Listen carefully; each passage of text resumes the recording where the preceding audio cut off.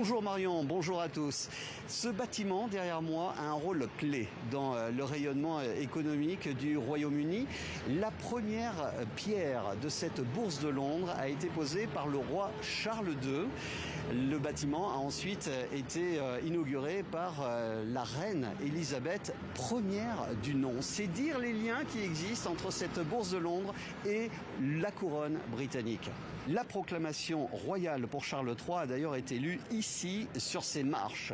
On vient dans ce quartier du monde entier pour travailler dans les banques et les salles de marché. Mais est-ce que ces travailleurs de la City se sentent liés à la couronne britannique et particulièrement en cette journée de deuil? C'est la question qu'on est allé leur poser avec Agnès Naba dans un pub autour d'un verre de jus d'orange.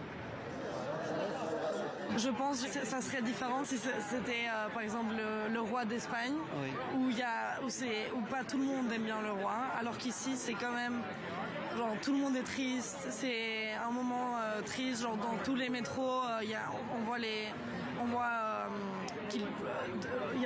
la reine est partout. Bon, étant français, mon regard est divisé sur énormément de choses, mais certainement pas par rapport à la royauté. Je pense que c'était une des figures consensuelles sur lesquelles il y a, pour le coup, jamais eu de débat et sur lesquelles l'avis était assez unanime, oui. Je ne dirais pas que je suis un royaliste, je ne dirais pas non plus que je veux abolir la monarchie. La famille royale n'occupe pas vraiment mes pensées.